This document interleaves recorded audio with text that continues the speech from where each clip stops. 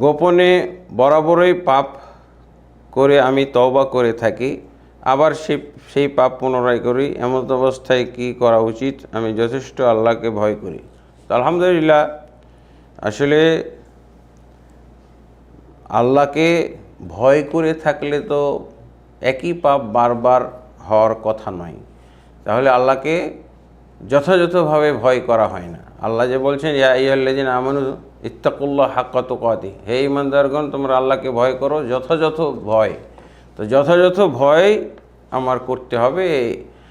আল্লাহকে ভয় করেন, কিন্তু এই ভয়টা যথাযথ হচ্ছে না বলে একই পাপ বারবার করছেন, একই পাপে বারবার জড়িত হচ্ছেন। আসলে মুমিন ব্যক্তি তো কথা হলো যে সে একই গর্তে দুইবার পা দিবে না।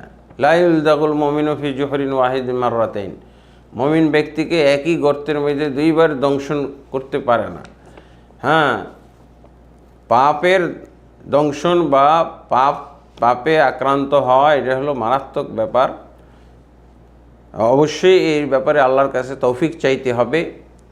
আস্তাগফিরুল্লাহাল্লাযী লা ইলাহা ইল্লা হুয়াল হাইয়ুল কাইয়্যুম ওয়া আতুবু ইলাইহি, এই দোয়াটা কমপক্ষে দিনে 70 থেকে 100 বার পাঠ করার চেষ্টা করতে হবে এবং আন্তরিকতার সাথে তওবাগুলো করতে হবে। আল্লাহকে পর্যবেক্ষক মেনে, আল্লাহকে মোরাকেব হিসেবে ঈমান রাখতে হবে যে আল্লাহ সর্বাবস্থায়, যে কোনো হালাতে, যে কোনো জায়গাতে, যে কোনো অবস্থাতে আসি আল্লাহ আমাকে দেখতেছেন। এই যে আল্লাহর পর্যবেক্ষণে ঈমান রাখলে অবশ্যই কোনো ব্যক্তি বারবার একই পাপে জড়িত হইতে পারে না।